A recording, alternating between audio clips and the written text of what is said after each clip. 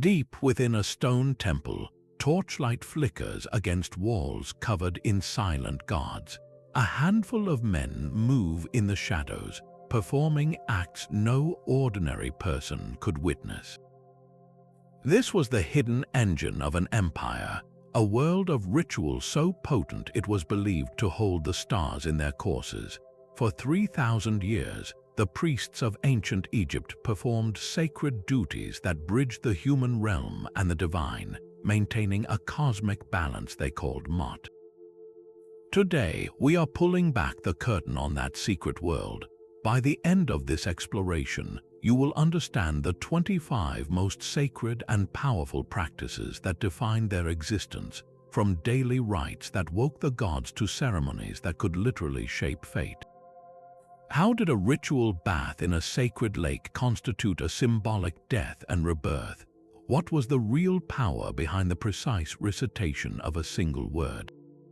We are about to walk those hushed corridors and uncover the methods behind the mystery. What does it take to build a bridge between heaven and earth? The first and most critical practice began not at sunrise, but in the profound darkness just before it. Every single day in temples across Egypt, a sequence of events unfolded so precisely that a single misstep was believed to risk cosmic chaos. This was the daily temple ritual, and its most sacred moment was known as the opening of the mouth. Forget everything you think you know about idol worship. This was not about bowing to a stone statue. It was about performing spiritual maintenance on the very engine of reality. The deity's statue was seen as a vessel, a focal point where the god's ka or life force could reside and interact with the world. If that vessel was not properly awakened, cleansed, and nourished each day, the god's presence would withdraw and the balance of Mot would begin to crumble. The priest's first duty was to make himself a suitable conduit for this work. He would undergo rigorous purification, shaving every hair from his body to be symbolically free of imperfection, then washing with water mixed with natron salt, a substance used in mummification. This was not just about being clean. It was a ritual death of his ordinary self, a rebirth into a state fit to stand before the divine. Entering the innermost sanctuary, a room so dark and silent the air felt heavy, he would find the god's shrine. Breaking the clay seal from the previous day was an act charged with tension. He was the first and only human to interact with the god's physical form. Prostrating himself, he would recite hymns not of praise but of activation. The words were tools, keys meant to stir the dormant ka within the statue. Then came the careful, intimate acts of service. He would dress the statue in fresh, pure linen, anoint it with precious oils that filled the chamber with fragrance, and present meticulously arranged offerings of bread, meat, fruit, and beer. He wasn't feeding a piece of stone. He was sustaining a cosmic force. The incense he burned carried the essence of the offerings into the non-physical realm, completing the transaction. When the ritual was done, he would back out of the sanctuary, sweeping away his footprints, resealing the door, and restoring the darkness. The god was now awake, nourished, and present, and because of that, the sun would rise, the Nile would flow, and order would hold for another day. This was the baseline of existence, repeated for millennia, a daily reboot of the universe performed by a handful of men in quiet, incense-filled rooms. But this daily communion with the divine demanded more than just skill. It required a complete transformation of the self. To step into that sanctuary, a priest had to become a living vessel of purity, scrubbed clean not just of dirt but of his very humanity. This was the second sacred practice, a relentless regimen of purification and abstinence that made him a blank slate, acceptable to the gods. Think of it as spiritual decontamination. Every potential impurity, every association with chaos or decay had to be stripped away. For a new priest, this began with a physical and spiritual marker, circumcision, a rite of passage that separated him from the ordinary population and dedicated his body to divine service. But that was just the beginning. His life was governed by washings, not with simple water, but with a solution of natron, that same salt used to preserve the dead. Each washing was a symbolic mummification, a small death that killed off the profane self so the sacred self could approach the altar. His diet was a minefield of forbidden items. He would never eat fish, creatures of the chaotic god Seth who murdered Osiris. Pork was often avoided as unclean. Before any major ceremony, he would enter a period of strict fasting, emptying his body to make room for divine energy. Then came the most intimate requirement, depilation. Using razors of sharpened copper or even sugar-based pastes, every single hair on his body, from his head to his eyebrows to his limbs, was removed. In the eyes of the gods, he was to appear as smooth and pure as a newborn infant, free from the hair that symbolized animal nature and worldly concerns. Finally, his clothing enforced this separation. He wore only garments of pure white linen. Wool, the product of an animal, was considered ritually unclean, a potential carrier of impurity. From his shaven skin to his simple linen robe, the priest was a man-remade, a walking symbol of order created from the chaos of human existence. He was not just clean. He was empty, a hollow reed through which the divine breath could flow. Yet this purity was not an end in itself. It was the prerequisite for a far more dangerous and sought-after duty. Once a priest was ritually clean, he became a living antenna, a human instrument tuned to receive signals from the gods. The third sacred practice was the reading of divine will, a high-stakes art of interpreting the whispers of the universe to guide kings and settle the fates of nations. When a pharaoh faced a looming battle or a noble family was struck by mysterious illness, they did not turn to generals or physicians first. They sent urgent questions to the temple, seeking a verdict from the gods themselves. The priests had two primary methods for this, and both required them to navigate a shadowy realm between order and chaos. The first was oneiromancy, the interpretation of dreams. A petitioner would be brought into a special chamber within the temple complex, a quiet, isolated room often near the sacred lake. After purification and offerings, they would sleep there, hoping the god of the temple would visit them in a dream. But the dream itself was just raw data, a cryptic puzzle. It was the priest, with his purified state and years of training, who held the key. He would consult vast, meticulously compiled dream manuals, clay tablets or papyrus scrolls that catalogued thousands of dream symbols and their meanings. To dream of a large cat might signify an enemy's approach. To see oneself drinking warm beer could foretell coming strife. The priest's role was to cross-reference the dream's events with current circumstances, weaving a coherent narrative that answered the petitioner's desperate question. This was not guesswork. It was a systematic decoding of a divine language where the priest served as the only fluent translator. The second method was the observation of omens in the waking world. The priests were master observers of nature's subtle cues, believing the gods constantly wrote messages in the fabric of reality. The behavior of sacred animals was a living text. The Apis bull, believed to be a vessel for the god Ptah, was watched constantly. The direction it chose to lie down in its enclosure, the food it preferred on a given day, even the flick of its tail could be interpreted as a direct commentary on state affairs. Astronomy was not merely science, it was divine script. The predictable movement of the stars affirmed Mot, but a shooting star, an eclipse, or an unusual planetary alignment was a glaring headline from the heavens, a disruption that demanded immediate priestly interpretation.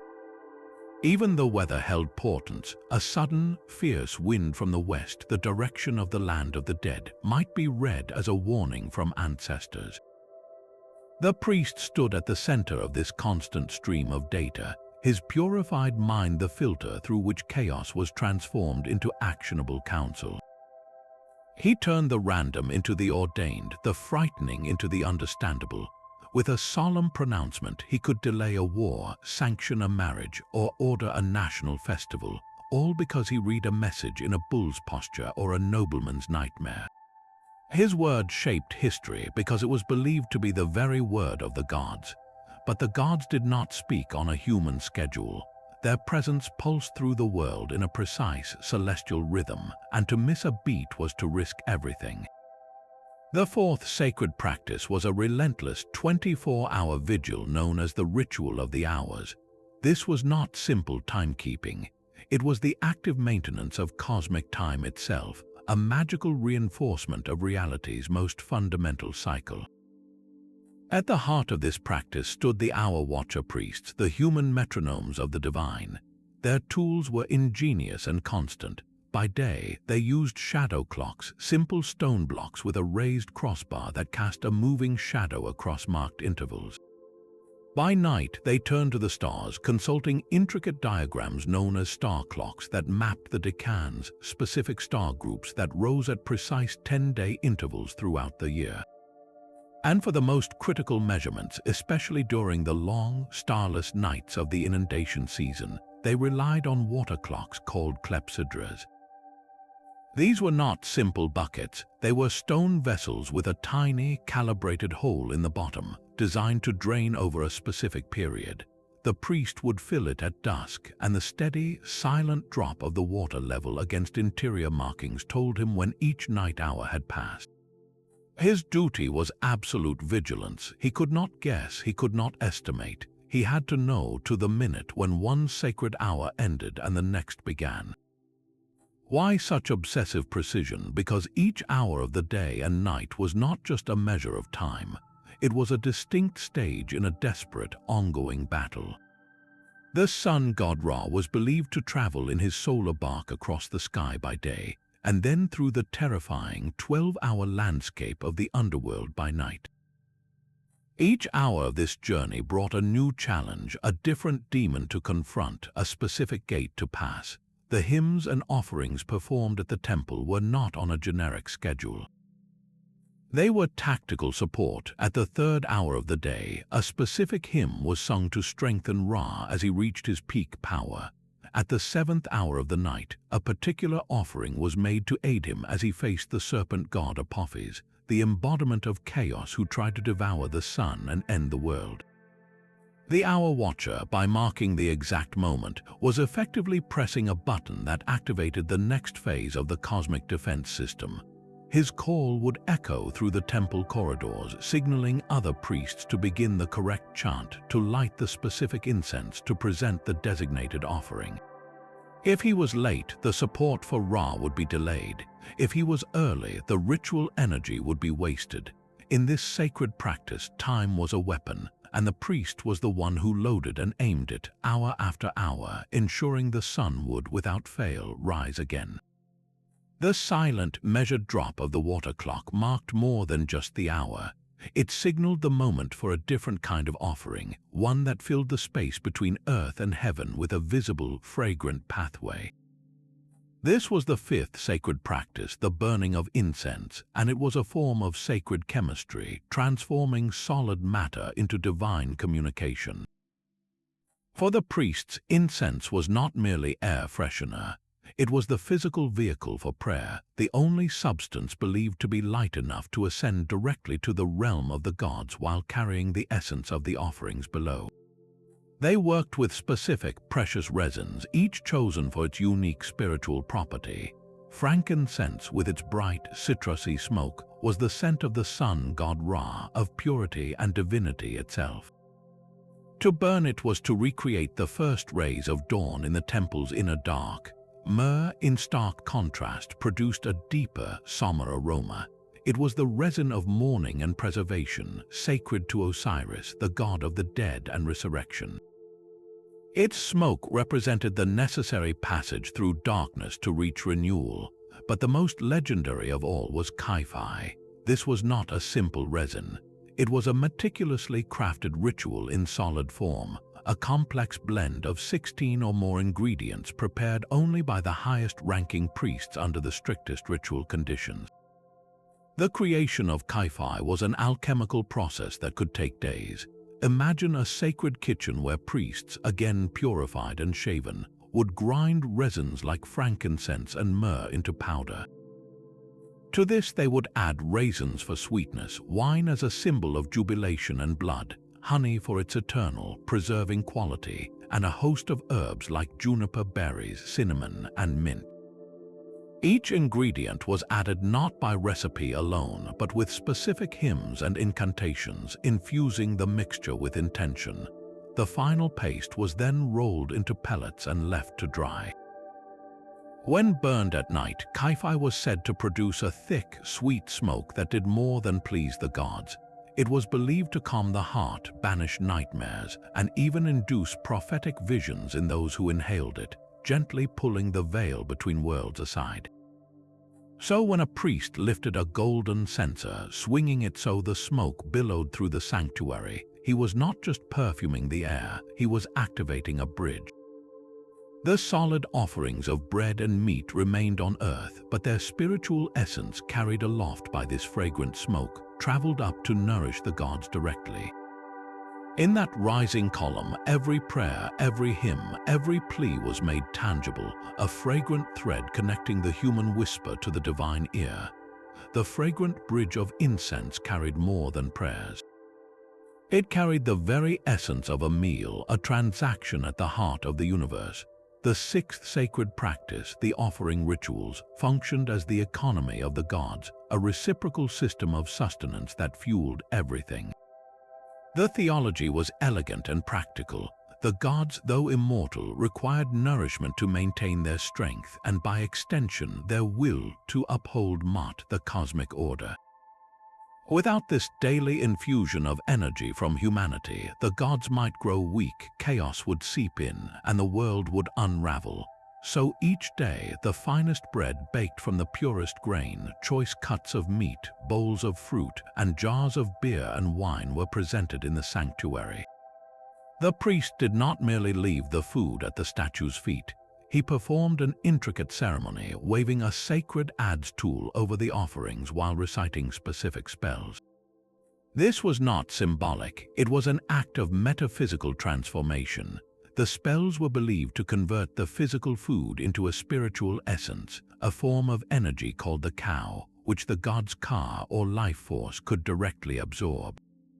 The statue did not physically eat, but in the eyes of the priests, it truly consumed the meal's vital force, leaving behind only the hollow material shell.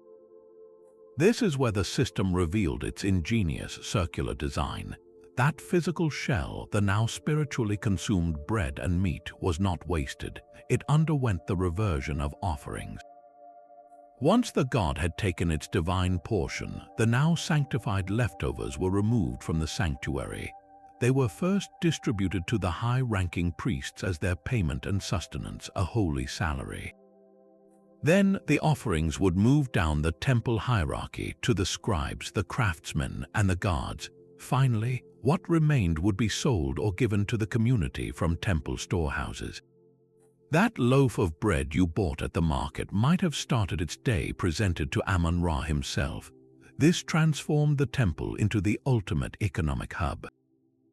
It was a divine redistribution center, taking agricultural surplus from the pharaoh's lands and the donations of the faithful, converting it into spiritual credit with the gods, and then cycling the physical goods back into the population as both sacred sustenance and commercial commodity. Every offering was a two-way street. Humanity fed the gods, and the gods, sustained and pleased, maintained the Nile's flood, the sun's journey, and the stability of the kingdom. To withhold an offering was not just an insult. It was to risk starving the very mechanisms of reality, a dangerous withdrawal from the most important bank in existence. Yet that bread, now sanctified, was only one form of sustenance in a system built on cycles of transformation. To access the highest rites, a priest had to undergo a transformation of his own, a passage through water that was far more than a simple cleansing. The seventh sacred practice was the ritual of the sacred lake, a mandatory immersion that served as a symbolic death and rebirth before any major ceremony. These lakes were not decorative ponds, They were profound architectural statements excavated within the very heart of temple complexes like Karnak, where the rectangular basin stretched over 2 acres, its stone-lined edges descending into deep, reflective water. This was not a place for leisurely swimming. It was a portal. The water within was drawn from the Nile, but through ritual it became something else entirely. It was transformed into a representation of Nun, the dark, formless, primordial ocean that existed before creation. In the Egyptian worldview, Nun was both the source of all life and a realm of latent chaos, the watery abyss from which the first mound of earth and the sun god himself had emerged at the dawn of time. For a priest to step into these waters was to step back into that moment before creation, into pure potential. His immersion was a deliberate undoing. As he submerged his shaven, purified body, he was not washing off dirt. He was ritually drowning his old, profane self in the chaotic waters of pre-existence.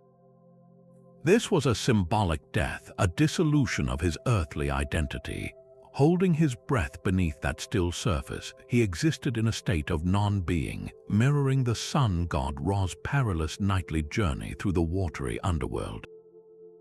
Then, breaking the surface, he would rise, gasping, into the air. This emergence was nothing less than a reenactment of creation itself. Just as the first land rose from Nun, and just as Ra was reborn from the underworld waters at dawn, the priest was reborn. He climbed from the lake not as the man who entered, but as a newly created being, freshly fashioned from the primordial stuff of the universe, now fit to stand in the direct presence of the gods. The water dripping from his linen robe was not just Nile water, it was the water of Genesis. Every major ritual, from the Opet festival to the coronation of a pharaoh, was preceded by this stark, physical metaphor. The sacred lake was a machine for manufacturing sacredness, using the most elemental force, water, to kill and remake a man over and over again, so he could serve as a bridge between chaos and the enduring order of the temple. Emerging from the sacred lake, reborn and dripping with primordial water, the priest still could not approach the god. One final, crucial transformation awaited him in the quiet preparation chamber. The 8th sacred practice was the donning of ritual vestments, an act where clothing ceased to be mere fabric and became a suit of metaphysical armor, each piece designed to rebuild the man into a divine vessel. This was not getting dressed, it was a ritual of assembly, piecing together a new identity layer by sacred layer. The most striking garment was reserved for the highest ranks, particularly the Sem priest, who would perform the most critical rites like the opening of the mouth ceremony. This was the leopard skin mantle. It was not a full cloak but a pelt worn over one shoulder, the animal's head often resting on the priest's chest. This was no trophy of a hunt. In the symbolic language of the priests, the leopard spots represented the stars of the night sky. By wearing it, the priest wrapped himself in the cosmos, declaring his role in maintaining celestial order. More profoundly, the leopard was sacred to the god Osiris, the lord of the dead and resurrection. The mantle connected the priest directly to Osiris's authority over the cycle of death and rebirth, a necessary power for any ritual dealing with eternal truth. His head was then crowned, not with gold but with purpose. Different rites called for different crowns: the simple linen headband, the tall conical white crown of Upper Egypt, or the elaborate Atef crown with its ram's horns and solar disk.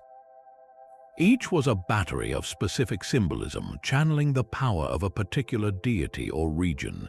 In his hands he would take up scepters. The most potent was the scepter, a staff topped with the stylized head of the desert god Seth, an animal with a long, curved snout. This might seem strange, to wield the symbol of the god of chaos, but that was the point. The scepter represented the priest's power to dominate and control the very forces of disorder, to bend chaos into the service of Mot. Finally, perhaps the most intimate symbol of all was the false beard.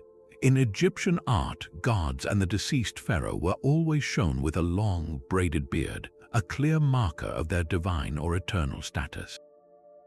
No living human naturally wore such a beard, so the priest would strap one on, crafted from precious materials or woven hair. At that moment, he was no longer a living man. He was adopting the visage of the divine, of the resurrected Osiris, signaling his transition into a being who could operate on both sides of the veil. Each item was put on in a specific order, accompanied by its own short hymn or declaration. By the time he was fully arrayed, the purified, reborn man from the lake had been completely overwritten. He stood now as a walking constellation of symbols, a conduit built from leather, metal, and linen, ready to safely channel forces that would shatter an ordinary human being. But that suit of divine armor was only as powerful as the words that activated it. The ninth sacred practice was the recitation of sacred texts, where speech itself became a tool for shaping reality. In the silent sanctuary, a single mispronounced syllable was not a simple mistake. It was a crack in the foundation of the universe, for the priest's words were not merely descriptive. They were generative, possessing an inherent creative force known as Heka. This was not magic in the sense of trickery. Heka was the underlying energy of creation, the same power the gods used to speak the world into existence. A priest, through flawless recitation, was tapping into that primordial current, using it to maintain the walls between order and chaos. This responsibility fell most heavily on the shoulders of the lector priest, the Kari-Heb. He was the walking library, the master of the spoken ritual. While other priests performed the physical actions, the Kari-Heb held the sacred papyrus scroll, its hieroglyphs a map of divine power, and his voice was the vehicle that brought that map to life. He did not simply read, he performed. Every hymn from the pyramid texts, every spell from the Book of the Dead, every ritual instruction had to be delivered with exact precision. The tone, the rhythm, the cadence, and most critically, the pronunciation of each god's secret name had to be perfect. A rising inflection in the wrong place could invite a demon instead of a deity. A stutter over a protective spell could leave a soul vulnerable in the afterlife. The training was relentless, a lifetime of memorization. These men committed thousands of lines of complex text to memory, knowing that in the dim light of a tomb or the tense atmosphere of a festival, there might be no time to unfurl a scroll. They had to be the scroll. Imagine the pressure in a royal burial chamber. As the mummy of the pharaoh was laid in its sarcophagus, the Kari-Heb would stand at its head, a papyrus in his hands. He would begin the recitations from the Book of the Dead, his voice steady and clear, echoing off the painted walls. He was not offering comfort to the mourners. He was giving verbal instructions to the pharaoh's spirit for its perilous journey through the underworld. He was naming the demons it would face so the king could command them. He was providing the passwords for the gates of the afterlife. His spoken words were believed to materialize the very obstacles and allies described in the text, building a path to immortality with sound alone.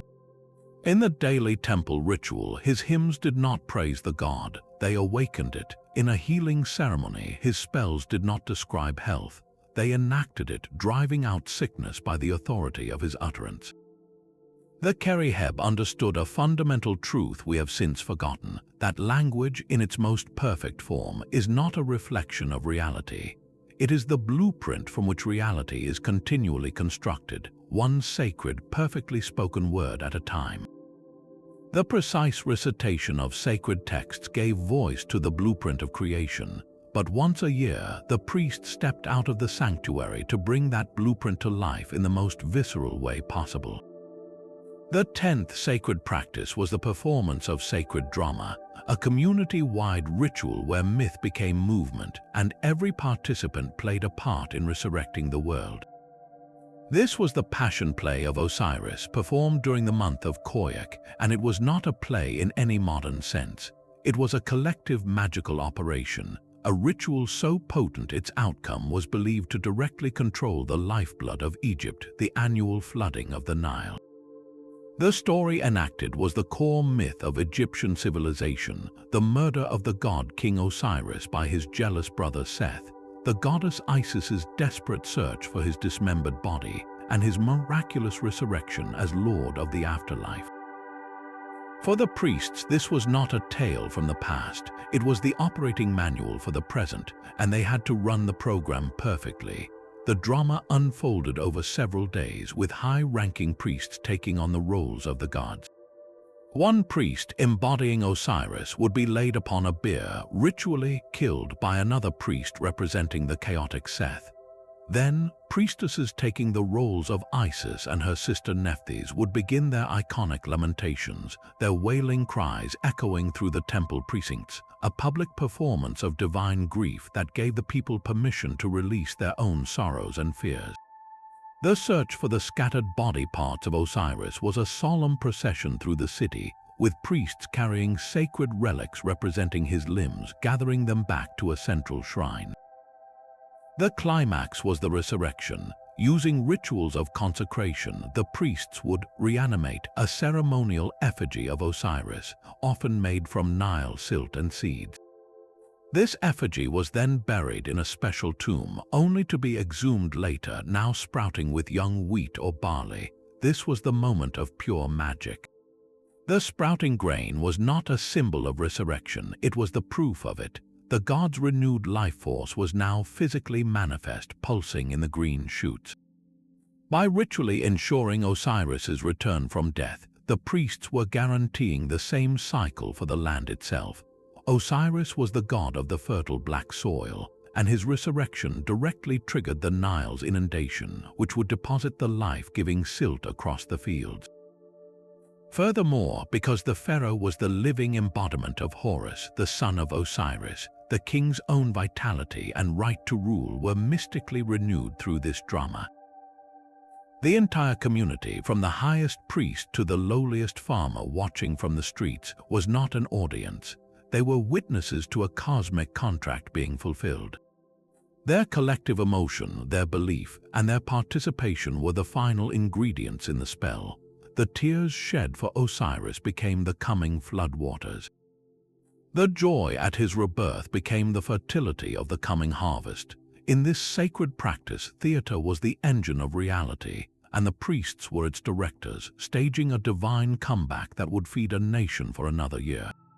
The sprouting grain of Osiris was a promise made visible, but to secure that promise, the divine presence itself had to patrol its own territory. This was the 11th sacred practice, circumambulation, the ritual of walking the sacred path.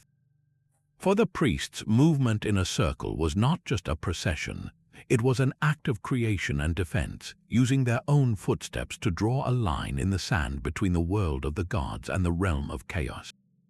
At its simplest, this meant a lone priest circling a shrine or altar 3, 4, or 7 times before a rite began. With each circuit, he was not just warming up. He was defining a sacred space, weaving an invisible, protective barrier through his movement, marking a zone where the rules of the ordinary world were suspended and the laws of Mot held absolute sway. This circular path mirrored the most important circuit of all, the daily journey of the sun god Ra across the sky. Just as Ra's bark sailed a perfect arc to hold back the void, the priest's walk created a microcosm of that solar order, a small, controlled universe where ritual could safely unfold. But the most powerful form of this practice was a public spectacle of profound significance, the procession of the sacred bark. On major festivals, the innermost sanctuary would be opened. The statue of the god, which lived in perpetual stillness and darkness, would be carefully placed within a miniature, fabulously decorated boat shrine.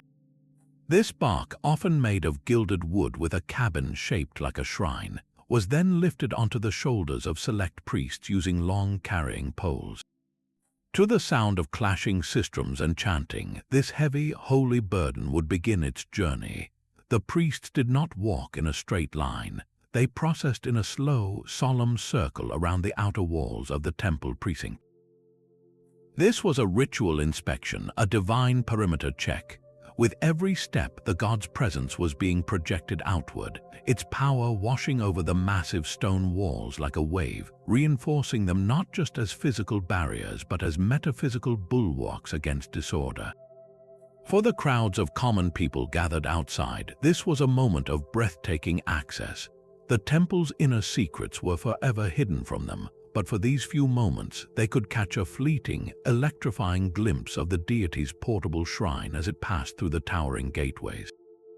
They would fall to the ground in worship, not just in reverence, but in the belief that the god's direct gaze in that instant could bring blessings, healing, and fortune.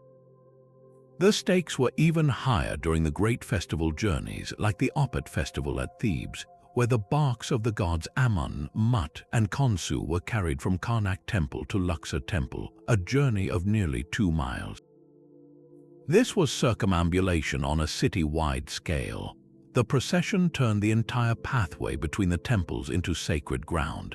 As the gods traveled, they were symbolically renewing the bond between the two houses, recharging the spiritual energy of the capital, and publicly demonstrating the pharaoh's unique role as the god's intermediary. The priests bearing the bark moved in a rhythmic, swaying gait, their synchronized steps a physical incantation. They were not merely transporting a statue.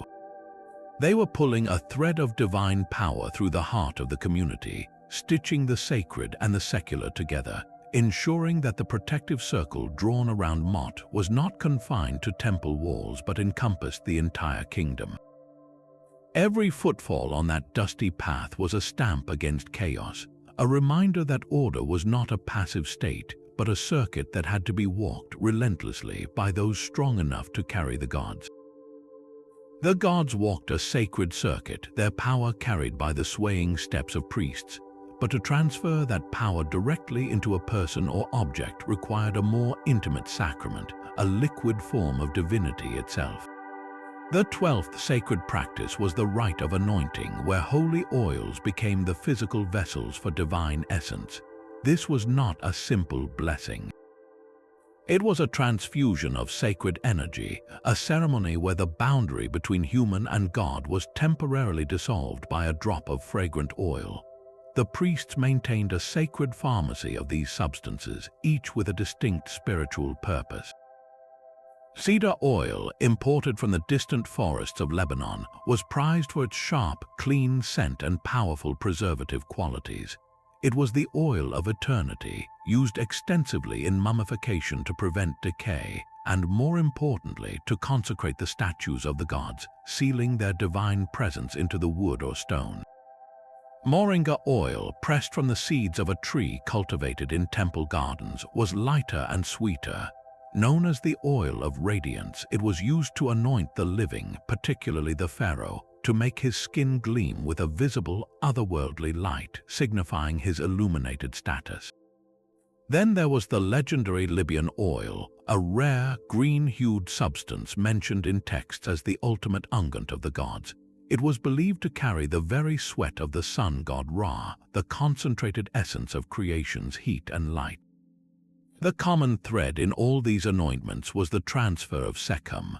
Sekhem was not just power in a general sense, it was the raw, directed force of a deity, their active authority to command and create. The oil was the medium, and the priest's hand performing the application was the conduit. The most profound example of this was the coronation of a pharaoh. In a ceremony shrouded in secrecy, the new king would be led into the innermost sanctuary of the Temple of Ptah at Memphis. Ptah was the creator god who spoke the world into existence, the divine craftsman. The high priest of Ptah, acting as the god's literal hands on earth, would take a vessel of sacred oil. With deliberate, ritual movements, he would anoint the pharaoh's forehead, his arms, his chest, and his legs. Each touch of oil was a transfer of title and authority. As the oil soaked into the pharaoh's skin, it was believed the Sekhem of Ptah himself flowed into the king's veins. He was not being crowned by men. He was being physically and spiritually rewired by the Creator, transformed from a mortal heir into the living incarnation of Horus, the rightful ruler whose divine mandate was now sealed into his very body. This anointing made the contract visible and tangible. The gleam on the king's skin was the light of Mot, the proof that the gods had touched him and entrusted him with the duty to uphold order. From that moment on, every decree he issued, every law he upheld, carried the weight of that sacred, oily seal.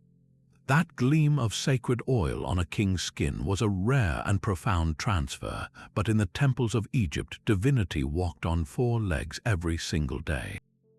The 13th sacred practice was the maintenance of sacred animals, a duty that turned zookeeping into the highest form of worship. These were not merely symbols. A select bull, a specific crocodile, a chosen cat, these creatures were believed to be the living, breathing avatars of the gods themselves, vessels for the divine presence in a way even a statue could not match. The most famous was the Apis bull, the living incarnation of the creator god Ptah. This was not any bull. The priests would search the entire land for an animal with very specific markings, a black coat with a white diamond on its forehead, a scarab-shaped mark under its tongue, and double hairs on its tail. Finding him was a national event. He was brought to a magnificent temple complex in Memphis, the Serapeum, where he lived in a palace fit for a pharaoh. A team of dedicated priests served his every need, feeding him the finest grain, providing him with a herd of cows for companionship, and ensuring his every movement was observed and recorded. His life was one of perfect, pampered ritual because his physical well-being was directly tied to the well-being of the nation. When the Apis bull eventually died, the entire country plunged into a period of intense official mourning as frantic priests began the search for his successor. The old bull was then mummified with more care than most nobles, placed in a colossal stone sarcophagus weighing over 60 tons, and buried in a secret underground catacomb. The cycle would begin again, a god reborn in a new body, ensuring the continuity of Ptah's creative power. But the Apis was just one link in this living chain. In the city of Crocodilopolis, priests cared for a sacred crocodile named Petsachos, the avatar of the water god Sobek. Adorned with gold earrings and jeweled bracelets on its claws, it was fed choice cuts of meat and sacred cakes by hand by its brave attendants. In Bubastes, the temple of the goddess Bastet housed not just statues but living cats, considered direct manifestations of her protective and fertile energy. To harm one was a capital offense. The ibis birds of Thoth, the god of wisdom, were raised in temple precincts, their methodical hunting in the marshes seen as a reflection of Thoth's orderly mind. The care was meticulous, but it served a higher purpose beyond mere husbandry. These animals were active oracles. When a critical question of state or a deep personal dilemma arose, petitioners would be brought before the sacred animal's enclosure. They would present their question aloud, often with an offering. Then the priests would watch. They were not looking for speech. They were interpreting divine will through behavior. Would the Apis bull approach the offering or turn away? Would the sacred crocodile emerge from its pool or remain submerged? Which path would the ibis choose to walk? Every flick of a tail, every dip of a head, every choice of direction was a word in a silent language only the priests could translate. A bull lying on its right side might signify approval for a military campaign. A cat curling up to sleep near a petitioner's gift could be read as a promise of protection. The animal, in its pure, unthinking actions, became a clean channel for the god's intent, unfiltered by human politics or deception. The priest's role was to be the ultimate behavioral scientist, a decoder of divine movement. In this practice, the barrier between the human and the divine was not a stone wall or a ritual text, but a living, breathing creature whose every instinct was a sacred message, and whose care was the daily maintenance of a god on earth. The silent language of sacred animals offered one path to divine will, but for those suffering in body or spirit, the gods spoke most clearly in the vulnerability of sleep. The 14th sacred practice was the art of temple sleep, a profound therapeutic ritual known as incubation, where the boundary between healing and revelation dissolved entirely. Attached to major temples like Dendera and Deir el-Bahari were special annexes called sanatoria, not hospitals in our sense, but spiritual clinics designed for one purpose: to facilitate a direct dream-based consultation with the divine healer. Patients would travel for days, desperate for a cure that earthly physicians could not provide. Their journey into healing began not with medicine but with surrender.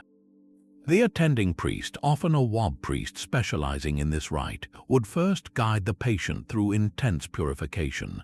Just as he purified himself to approach the gods, the sick person had to be scrubbed clean, both physically with natron washes and spiritually through confession and offerings.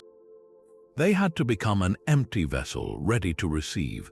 Once prepared, they were led into a sacred chamber, a dim, quiet cell often located near the temple's inner sanctum or beside its sacred lake.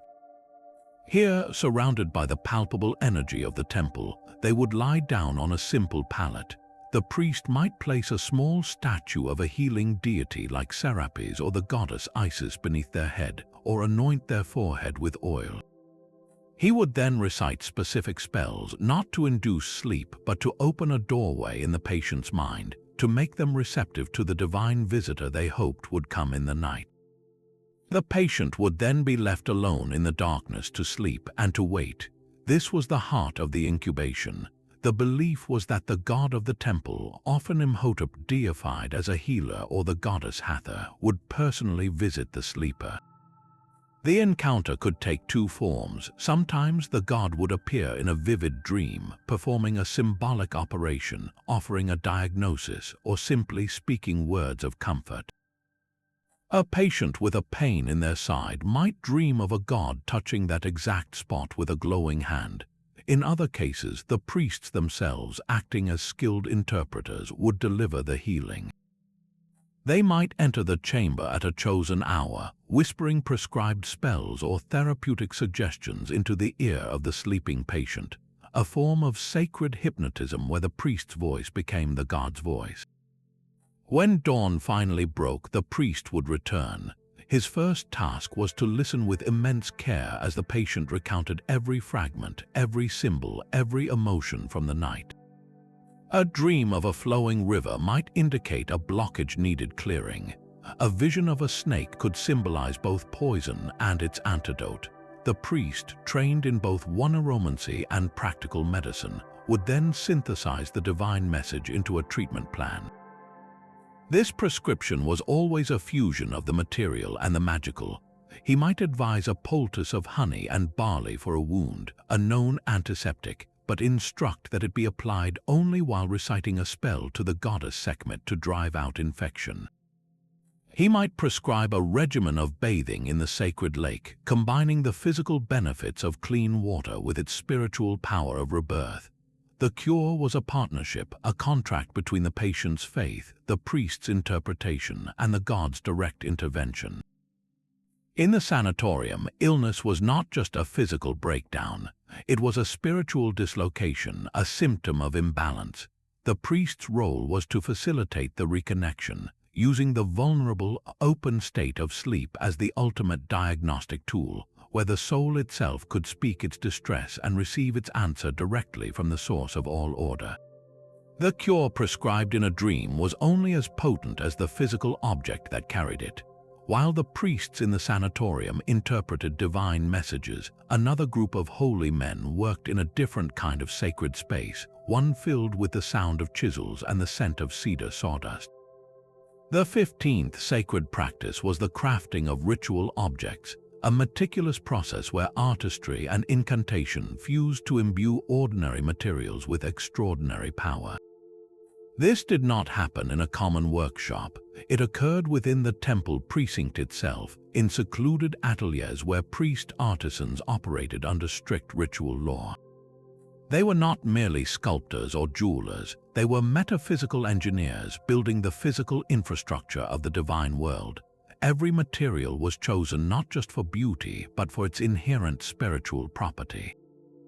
Egyptian blue frit, a brilliant pigment, carried the essence of the heavens and the Nile's life-giving waters.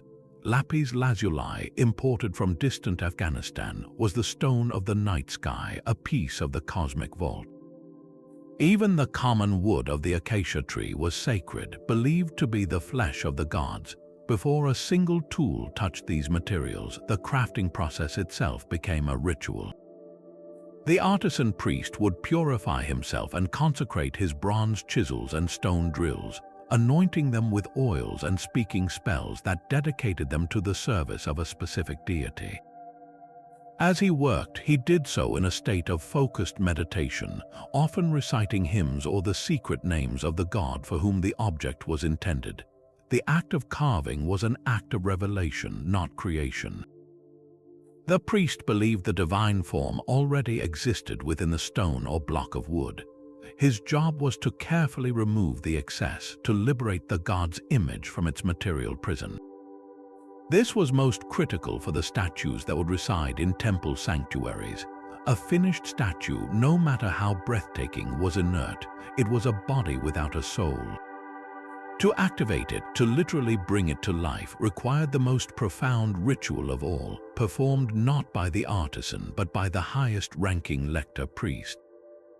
This was the opening of the mouth ceremony, the same rite used to reanimate the mummified dead for the afterlife. The priest would use a ceremonial adze, a tool shaped like the forearm of a god, to touch the statue's mouth, eyes, ears, and nose. With each touch, he recited specific spells from the pyramid texts. He was not carving stone. He was performing a spiritual surgery, opening the senses of the statue so it could see the offerings, smell the incense, hear the prayers, and consume the essence of the food presented to it. In one variant, a priest would even hold a calf's leg to the statue's mouth, mimicking the act of nursing, transferring life force into the inert form. The final act was the insertion of the statue's name, written on a papyrus scroll, into a small cavity drilled into its base or back. This was the ultimate act of identification, the ritual equivalent of typing a name into a system. Once the name was sealed inside, the statue was no longer a representation. It became a true vessel, a henu, a permanent residence where the god's ka could dwell and interact with the world. The same principle applied to smaller objects. An amulet of a wedged eye carved from carnelian was not a lucky charm. It was a functional piece of spiritual technology. Before being worn or placed in a mummy's wrappings, it was activated with spells that programmed it to provide specific protection, to heal a wound, or to ward off the evil eye. A simple scarab beetle carved from green stone became a battery for the concept of transformation and rebirth, but only after the proper words charged it with that intent. In the temple workshop, there was no division between the sacred and the practical. To make the tool was to bless it, to shape the god was to awaken it. Every object that left that quiet, dusty room was a sleeping giant, a concentration of ritual energy waiting to be deployed by the priests who knew the secret of its making. That sleeping giant of divine power required a staggering amount of fuel. The 16th sacred practice moved from the quiet workshop into the bustling, sun-baked world of commerce and grain. This was the administration of temple lands, a duty that revealed the priesthood as the ultimate economic engine of Egypt, where the god was not just a deity but the largest landowner in the kingdom. A major temple complex like that of Amun-Ra at Karnak was not merely a collection of stone halls for prayer. It was the corporate headquarters of a vast, divinely chartered enterprise. The god, through his earthly representatives, owned estates that stretched for miles along the fertile Nile banks. These were not small plots. We are talking about thousands of acres of the richest agricultural land in the ancient world, donated by pharaohs over centuries to ensure a perpetual stream of offerings. But the temple's wealth did not stop at fields of emmer wheat and barley. It owned vineyards that produced wine for offerings and trade. It managed herds of cattle so large they required their own priesthoods to oversee them. It operated fleets of cargo ships on the Nile, quarries for stone, and workshops producing everything from fine linen to exquisite jewelry. This made the temple a state within a state, an autonomous economic powerhouse that rivaled the pharaoh's own treasury. The priests who managed this empire were not just holy men. They were accountants, agronomists, and administrators of the highest order. Their sacred duty was to be flawless stewards of the gods' physical wealth. They meticulously recorded every transaction on papyrus scrolls, tracking the yield of each field down to the last bushel. They oversaw the army of farmers, herders, and craftsmen who worked the temple's lands, ensuring the divine estate turned a profit. A significant portion of the harvest was taken as the gods' share, brought into the temple storehouses as the physical offerings we discussed earlier. But another portion was collected as a tax in kind from the farmers who worked temple-leased land. This grain, meat, and produce flowed into massive, labyrinthine granaries and warehouses that formed the temple's economic backbone. From these storehouses, the priests performed a critical social function, the distribution of rations. They paid the temple's vast staff, from the sculptors and scribes down to the guards and cleaners, not with coins, but with measured amounts of grain, oil, fish, and beer. This system turned the temple into the largest employer and welfare provider in the region, creating a community utterly dependent on its smooth operation. The surplus beyond what was needed for offerings and salaries was then traded. Temple grain could be bartered for the precious cedar wood from Lebanon needed for sacred barks, or for the lapis lazuli from Afghanistan for statue inlay. This economic cycle was a closed, self-perpetuating loop. The land produced wealth, the wealth funded the rituals that pleased the pleased gods ensured the Nile flooded, and the land remained fertile, which produced more wealth. The priest administrator stood at the center of this sacred economy. His careful ledger was as vital as any hymn, because if the accounts fell into chaos, the offerings would stop, the gods would grow weak, and the entire cosmic and social order would teeter. His management of barley and beef was, in the most practical sense, the management of Mot itself. The gods' wealth was a physical engine, but its true purpose was to fuel a transformation so profound it could animate stone and resurrect the dead. That transformation was the 17th sacred practice, the rite of the opening of the mouth, the ultimate act of priestly magic where the boundary between object and being was irrevocably shattered. This was not a single ceremony, but a potent ritual technology applied to two of the most critical thresholds in Egyptian belief: the installation of a divine statue and the burial of a human being. In both cases, the goal was identical: to grant the recipient the full use of their senses in the non-physical realm, to make them a functional, living entity beyond the world of the living. For a cult statue, this was the moment of its birth. After the artisan priest had carved the final detail, the inert statue was brought into the temple's inner court. The presiding priest, often the Sem priest wearing the leopard skin mantle of Osiris, was not a celebrant. He was a metaphysical surgeon, and his toolkit was laid out with ceremonial precision. The most important instrument was the Pesesh Kef, a curious forked knife made of dark flint or gleaming bronze, its shape echoing the hind leg of a sacred bull. This tool was ancient, a relic from the dawn of Egyptian history, and it carried the power of first creation. Alongside it were ritual adzes, models of the carpenter's tool, but forged from meteoric iron, the metal of the heavens. There were also rods of cedar and serpentine, each material chosen for its specific spiritual conductivity. The ceremony unfolded like a precise, symbolic operation. The priest would first purify the statue with water and incense, cleansing its new form. Then, using the Pesesh Kef, he would gently touch the statue's mouth. This was not a physical cutting, but a ritual unlocking. He would then take the celestial adze and touch the mouth again, then the eyes, the ears, and the nose. With each touch, he recited specific, potent spells from the pyramid texts, the oldest known religious writings in the world. I open your mouth for you with the adze of iron, the tool of Ptah, who opened the mouths of the gods. The words were a direct command, a transfer of authority from the creator god to the priest to the statue. In some versions, a priest would even hold a calf's leg to the statue's now opened mouth, mimicking the act of nursing, transferring the life force of the living world into the stone or wood. Finally, the statue's secret name, written on a papyrus scroll, was sealed inside a cavity in its base. The ritual was complete. The statue was no longer an image. It was a henu, a true residence. Its mouth could now consume the essence of offerings. Its eyes could behold the light of the sanctuary. Its ears could hear the hymns. It was a god, awake and present. This same power was directed toward the deceased, but with even greater urgency. For the mummy lying in its coffin, the opening of the mouth was the final, essential step before the journey to the afterlife. Without it, the preserved body was just a shell, and the soul would be a blind, mute, and starving ghost for eternity. The ceremony was performed at the tomb's entrance. The deceased's eldest son, acting as the priest for his father or a hired sem-priest, would use the same tools, the same touches, the same spells.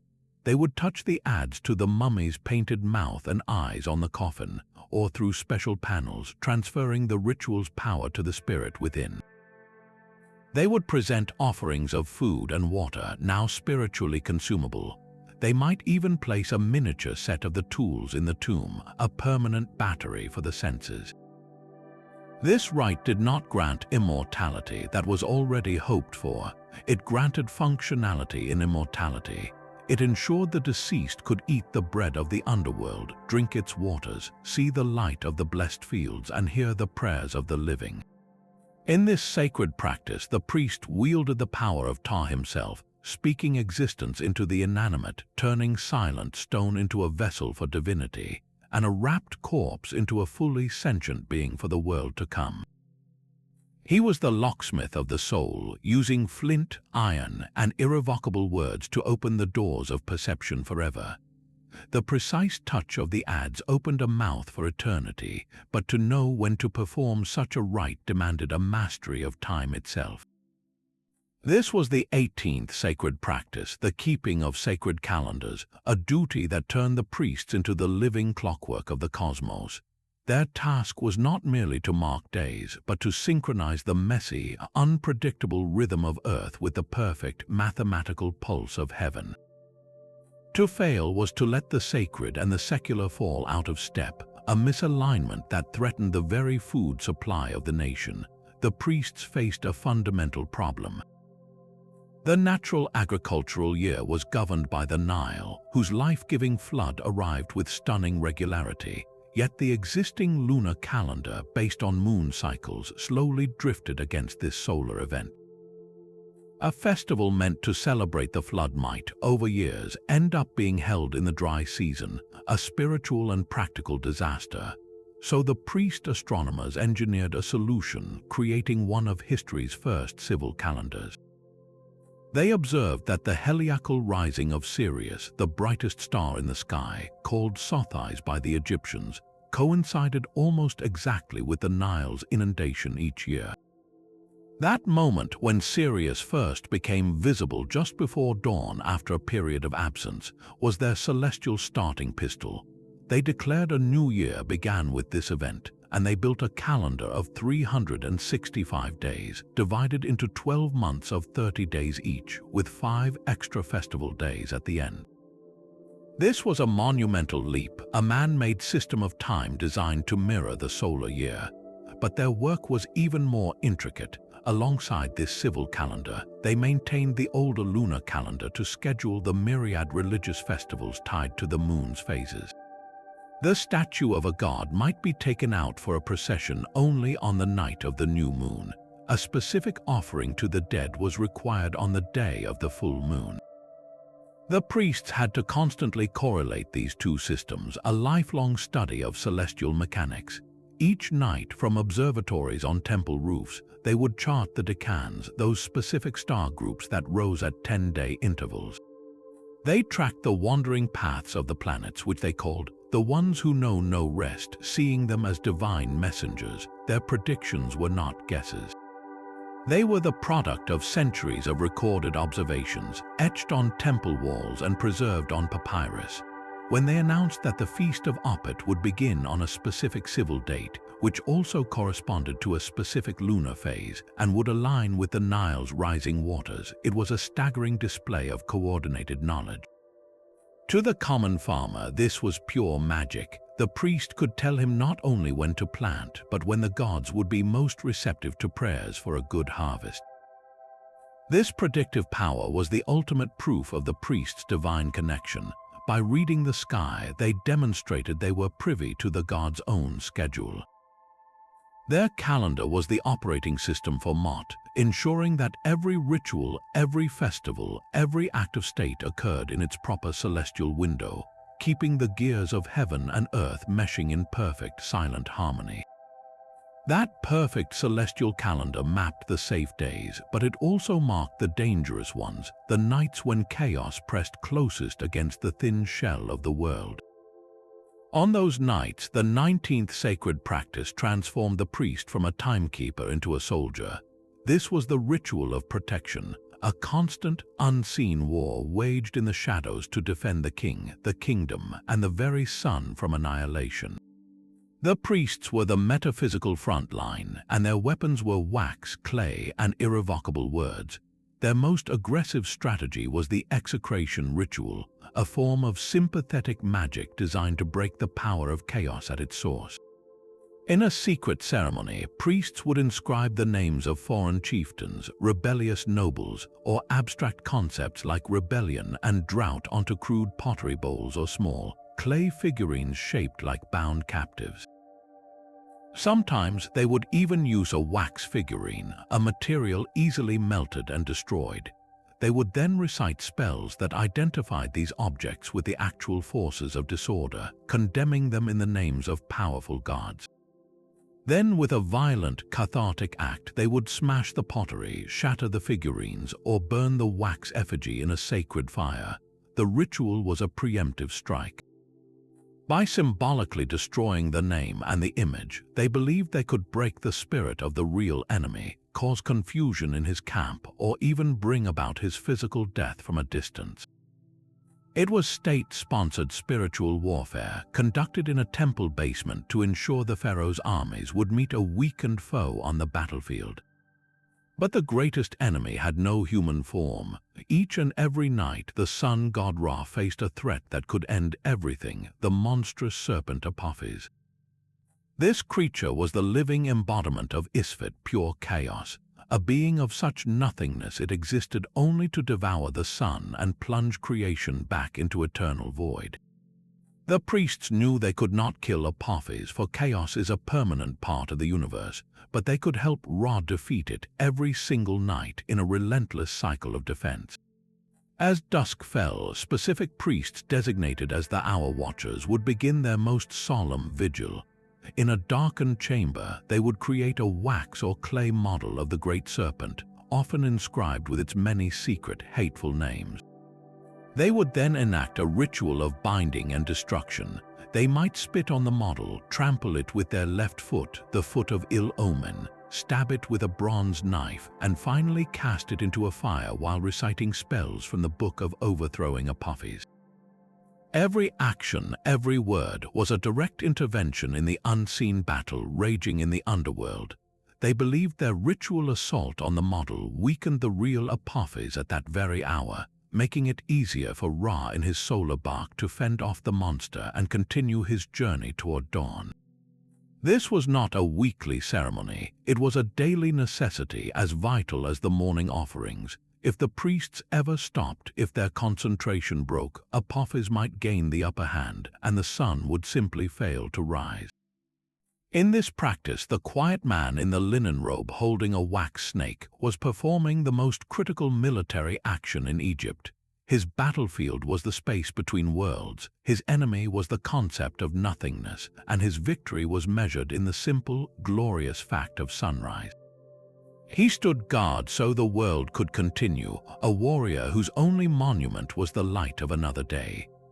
The wax serpent melted in the sacred fire, a nightly victory secured by the lower ranks, but the ultimate responsibility for every ritual, every offering, and every cosmic defense fell upon a single, supremely powerful man. At the apex of this entire sacred machine stood the high priest, the Hem-Netjer, a title that translates with chilling simplicity to God's servant. He was not merely the head of the temple staff. He was the sole human interface, the designated point of contact between the divine will and the earthly kingdom. While other priests performed specific tasks, the Hem-Netjer bore the total weight of the covenant. His most sacred privilege, granted to no other mortal save the pharaoh himself, was the right to enter the innermost sanctuary on the highest festivals, to stand directly before the god's statue and perform the ultimate version of the daily ritual. This was not a routine duty. It was the moment when the divine and human realms were believed to be in their closest alignment, and he was the fragile bridge between them. A single error in his recitation or action during this supreme ceremony was thought to risk not just local misfortune, but national catastrophe. His purity had to be absolute, his knowledge encyclopedic, his nerve unshakable. But this spiritual authority translated directly into staggering temporal power. The Hem-Netjer was the chief executive officer of the god's vast economic empire. He managed the thousands of acres of temple land, the granaries bursting with wealth, the workshops and the herds. He commanded a small army of temple guards and controlled the livelihoods of thousands of workers, scribes and artisans. This made him one of the wealthiest and most influential men in Egypt, often wielding political clout that could challenge the pharaoh himself. History shows us periods, particularly in the New Kingdom, where the high priest of Ammon at Thebes controlled more land and wealth than the royal court, becoming a virtual kingmaker whose support was essential for any pharaoh's legitimacy. The induction of such a man was a moment of profound gravity. He was not appointed by a committee or born into the role by simple heredity, though family dynasties did emerge. The official theology stated he was chosen by the god. The ritual of induction often involved a ceremony of divine selection, where the statue of the god, carried in its sacred bark by lower priests, would be made to nod or dip in the presence of the candidate, signaling the god's approval. In reality, this was likely an engineered event, a sacred theater orchestrated by the outgoing priesthood and the palace to ensure a smooth transfer of power that everyone could accept as divinely ordained. Once chosen, the new Hem-Netjer would undergo secret rites of installation, perhaps receiving a special anointing or being given the secret names of the god, binding him irrevocably to his divine master. From that moment on, he ceased to be a private individual. He was the god's servant, a living instrument. His breath was for chanting hymns, his hands were for making offerings, his mind was for interpreting divine will, and his immense political power existed for one purpose only: to ensure the temple's machinery never stopped, that the offerings never ceased, and that the god's presence and the order it guaranteed remained the unwavering foundation of the world. But the god's servant could not command this power alone. His authority flowed through a system built on the most potent technology of all, a technology that turned thought into stone and breath into eternity. The 21st sacred practice was the secret knowledge of hieroglyphs, where writing ceased to be a tool for record-keeping and became an act of divine magic. To the ancient Egyptians, these intricate symbols were not called hieroglyphs by chance. Their term was Medu-Netjer, the god's words. Each pictogram of a bird, a reed, or a wave was not a mere letter. It was a living vessel, a container for the essence of the thing it depicted, charged with the same creative force, Heka, that the gods used to speak the world into being. This made the act of writing a profoundly dangerous and sacred act, reserved for a specialized class of priestly scribes who were far more than clerks. They were the guardians of reality's source code. When one of these scribes dipped his reed brush into ink and carefully drew the hieroglyph for bread on a temple wall or a funerary papyrus, he was not describing bread. He was conjuring its eternal spiritual essence, making it available for the gods or the deceased to consume forever. This principle reached its zenith with the most powerful magic of all, the writing of a name. In Egyptian cosmology, a name was not a label. It was the very soul of a thing, its complete identity and power condensed into a sequence of sounds and symbols. To write a king's name in a car touch was to secure his reign in eternity. To write a god's secret name was to hold the key to its power, but this magic had a terrifying inverse.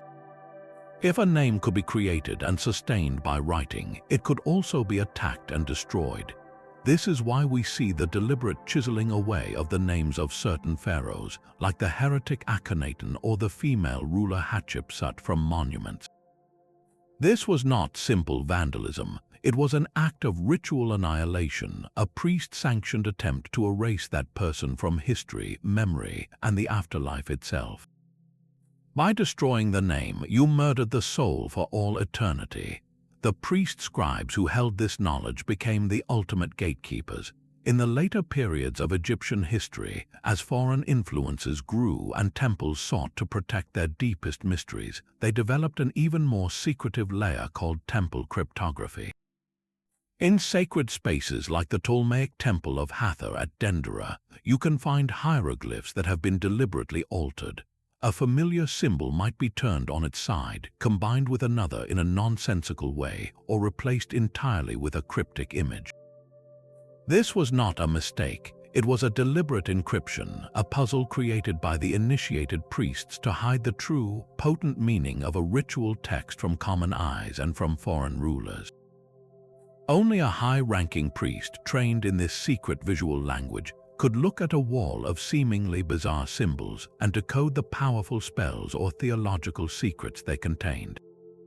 For him, a twisted serpent might signify a specific aspect of the Creator God, and a reversed lion's head could hold the key to a resurrection ritual. In this practice, writing was the ultimate double-edged sword. It could build an eternal kingdom for a pharaoh or nourish a god, but in the wrong hands or with a single careless stroke of the chisel, it could unravel a soul. The priest-scribe, with his steady hand and guarded knowledge, stood as the master of this equilibrium, knowing that the stories he etched in stone were not about the past. They were the active, magical wiring of the present, holding the universe together one sacred, carefully drawn character at a time. That secret visual language held the blueprints for the most important public ritual of all.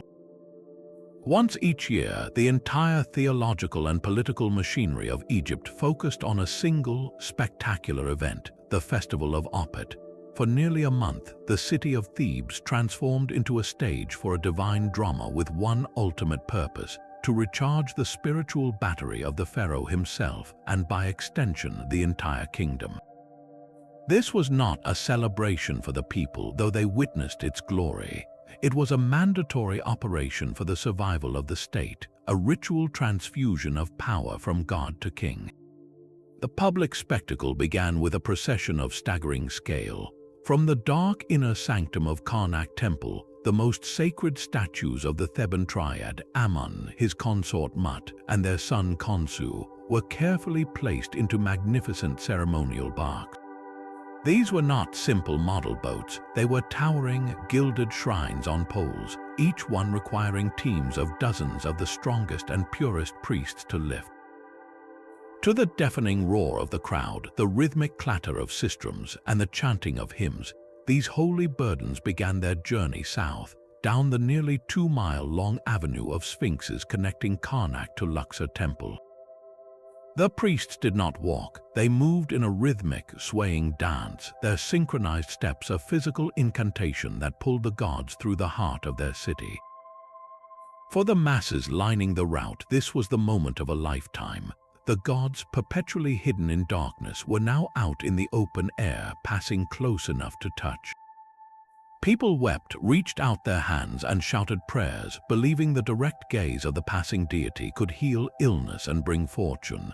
The barks were also loaded with offerings, and as they swayed along, priests would distribute pieces of consecrated bread and beer to the crowd, a tangible share of the divine blessing. But this public procession was merely the delivery system. The true mystery, the sacred core of the festival, occurred behind the sealed gates of Luxor Temple, far from any watching eyes. Inside, the king and the highest-ranking priests performed secret rites that have never been fully recorded. Egyptologists pieced together the clues from temple reliefs. The central belief was that the king, the living embodiment of the god Horus, would undergo a mystical union with his divine father, Amun-Ra. In the temple's innermost chambers, through rituals involving the sacred bark, anointing with special oils, and the recitation of potent spells, the king's mortal essence was believed to temporarily merge with the Ka of Amun.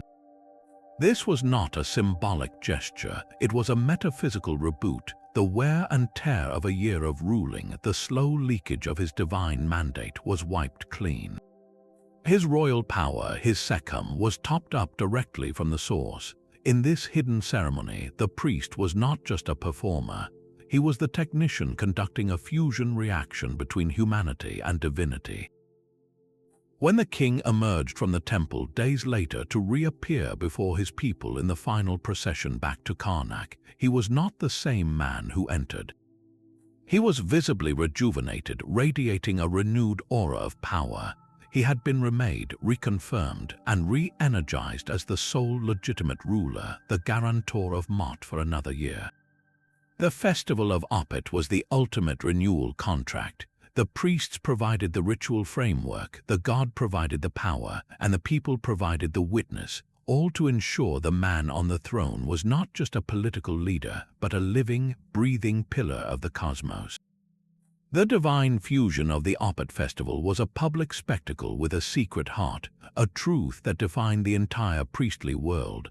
The 23rd sacred practice was not an action but a profound absence, the ritual of silence and secrecy.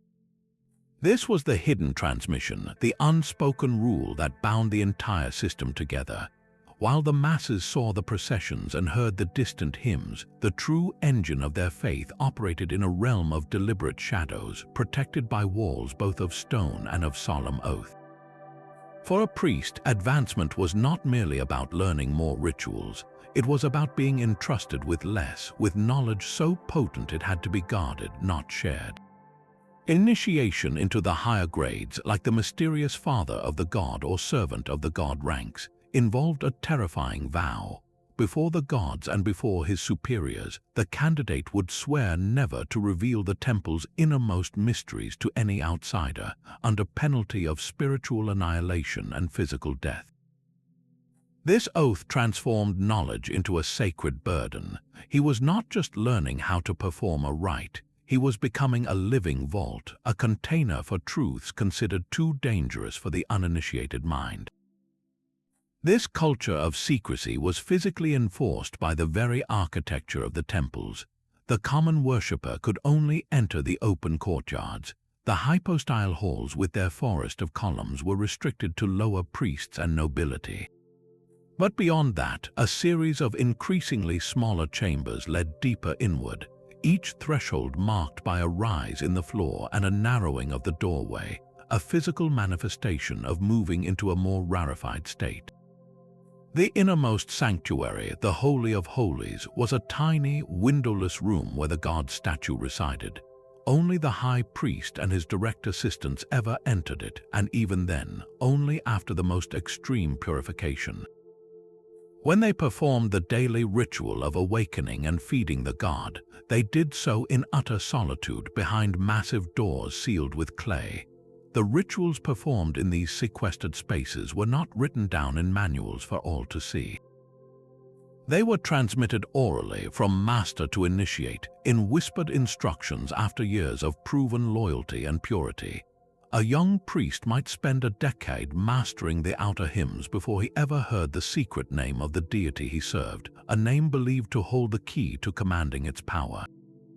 This secrecy served multiple, powerful purposes. First, it protected the perceived potency of the rites. If everyone knew the exact words and actions, the magic might seem mundane, reducible to a recipe. By shrouding it in mystery, the priesthood maintained the belief that their intercession was a unique, irreplaceable technology, a direct line to the divine that could not be replicated. Second, it protected their political and social authority. Their exclusive access to the gods will make them the indispensable intermediaries between heaven and earth. A pharaoh could not claim his divine right without their secret rites of confirmation. A noble could not ensure a good afterlife without their hidden funerary spells. This monopoly on the sacred translated directly into immense temporal power, wealth, and influence. Finally, and perhaps most profoundly, the secrecy protected the initiate himself. The Egyptians believed that certain divine truths and names held inherent power, a raw spiritual voltage that could shatter an unprepared mind or attract chaotic forces. The years of purification, dietary laws, and gradual training were not just tests of devotion. They were the necessary insulation, the spiritual grounding required to handle the live wire of ultimate knowledge without being consumed by it. In the silent, incense-heavy dark of the inner temple, a priest wasn't just keeping a secret from the world. He was guarding the world from the secret, standing as the lone, sworn guardian of a power that sustained reality itself, one unspoken word at a time. Yet the most profound secrets were not always hidden in darkness or whispered vows. Sometimes the gods wrote their messages in the most fluid and elusive medium of all. The 24th sacred practice turned the temple's own waters into a living oracle, a method known as hydromancy. This was divination through sacred water, a practice that channeled the very essence of creation into a readable surface. While dream interpretation and animal omens are well documented, evidence from scattered texts and temple layouts suggests priests also sought visions and answers by gazing into the reflective, rippling skin of water, seeing it not as a mere liquid, but as a window into the mind of Nun, the primordial ocean.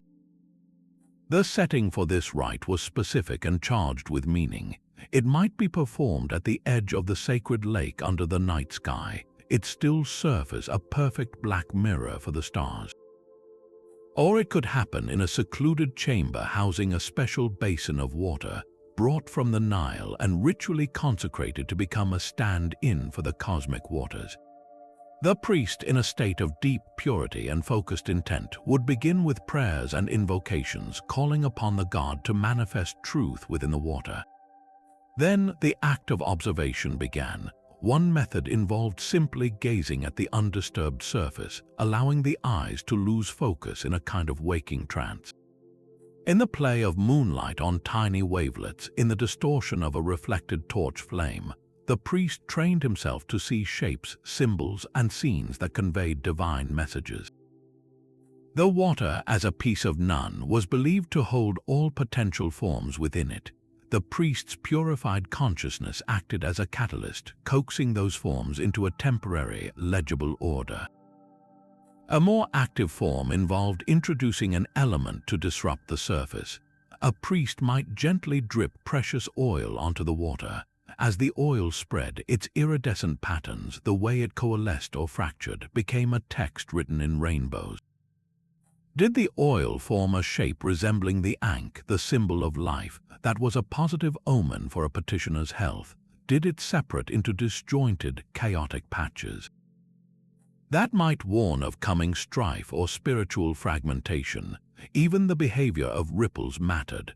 A stone dropped into the center of the basin would send out perfect rings in a calm state, signifying harmony. But if the water was agitated and the rings crossed unevenly, it could indicate obstacles or conflict. The key was the priest's interpretative skill, his ability to translate this liquid, ephemeral language into a specific answer for a king's query or a noble's personal dilemma. Hydromancy connected directly to the core of Egyptian cosmology. Water was not just a symbol of life, it was the original substance. The chaotic, fruitful waters of Nun existed before the gods, before the first mound of earth rose. By using water as a divinatory tool, the priest was tapping into the substrate of reality itself, the blank page upon which the gods wrote creation.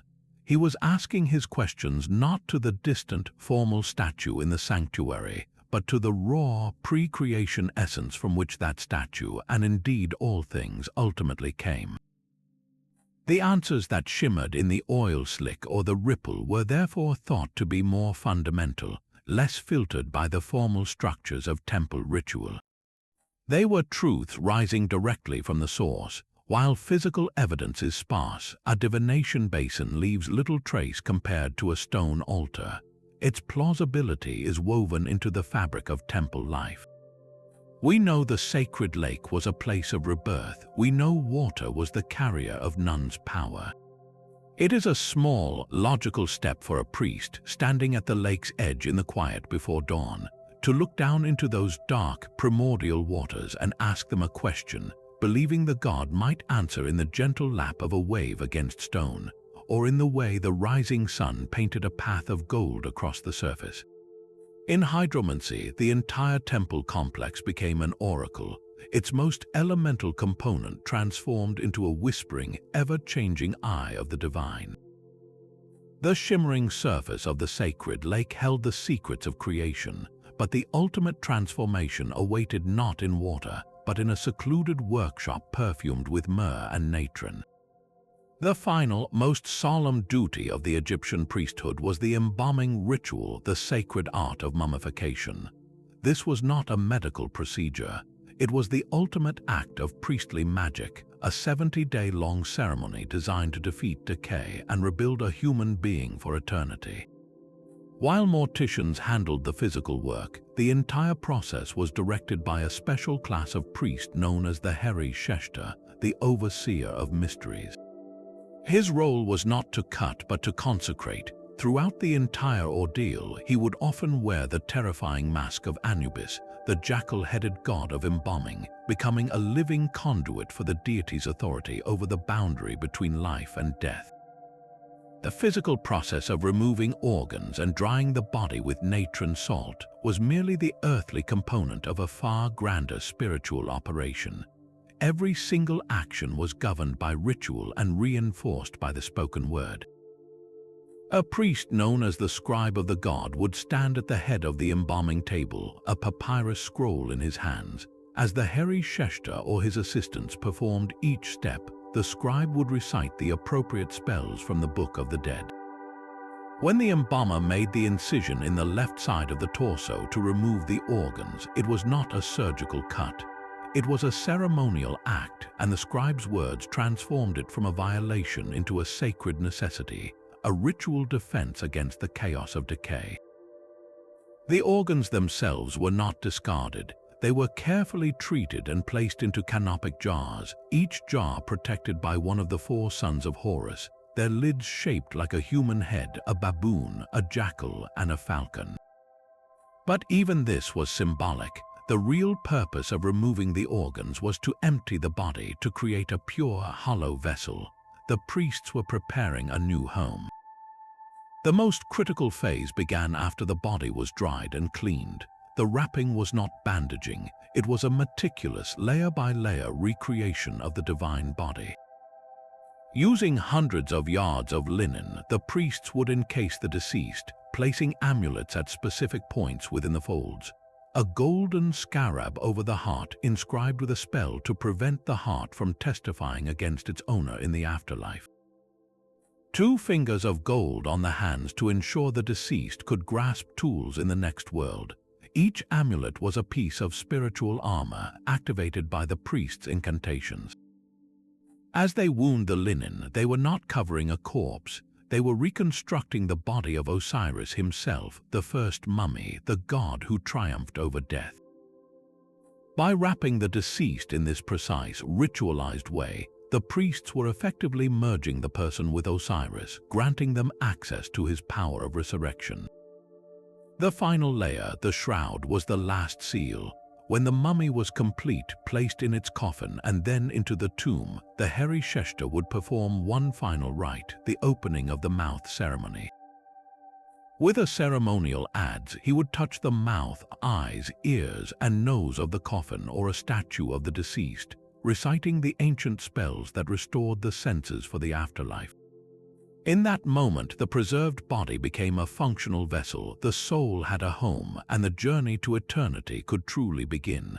The priest, in his Anubis mask, had done more than preserve flesh. He had used linen, resin, and irrevocable words to build a bridge across the greatest abyss, crafting an indestructible vessel for a journey without end. From the silent, daily awakening of a god in a dark sanctuary to the public spectacle of a king reborn during the Festival of Opet, these 25 sacred practices formed an interlocking system of breathtaking scope. They ranged from the mundane, like the meticulous accounting of temple grain, to the cosmic, like the nightly ritual battle against the serpent Apophis. Every act, whether washing in a sacred lake or interpreting the twitch of a bull's ear, served a single, unified purpose. The Egyptian priest was not merely a religious figure. He was the essential linchpin, the living circuit that connected three critical points: the needs of humanity, the authority of the pharaoh, and the will of the gods. His purified body was the conduit, his memorized words were the commands, his ritual actions were the maintenance schedule for reality itself. For over 3,000 years, this intricate priestly machinery generated something priceless for the average Egyptian: a stable, predictable world. The sun rose and set on time, the Nile flooded with reliable abundance, the king ruled with divine right. Chaos was held at bay not by luck but by the relentless, daily labor of men who knew the secrets of speaking to stone and feeding the stars. Their work built a psychological fortress of order where every question, from illness to famine to political strife, had an answer within the temple walls, a ritual solution that reinforced the comforting, eternal cycle of Mot. It was a world where meaning was built into the very fabric of existence, maintained by a sacred, professional class. This leaves us with a final, lingering thought. In our modern world, with its rapid change and often overwhelming complexity, we still search for order, for meaning, for predictable patterns in an uncertain universe. Do we have our own equivalents to these sacred practices? Are there systems, professions, or rituals today that we trust to maintain the invisible structures of our society, to bridge our human concerns with larger forces we cannot fully see or control? Perhaps they look different, rooted in science, economics, or technology, but the human need for that reliable linchpin remains. We would love to hear your perspective on this in the comments below. If you enjoyed this journey into the hidden world of ancient Egypt, be sure to subscribe for more explorations into history's greatest mysteries. Thank you for watching, and until next time, ponder the quiet, often unseen rituals that hold your own world together.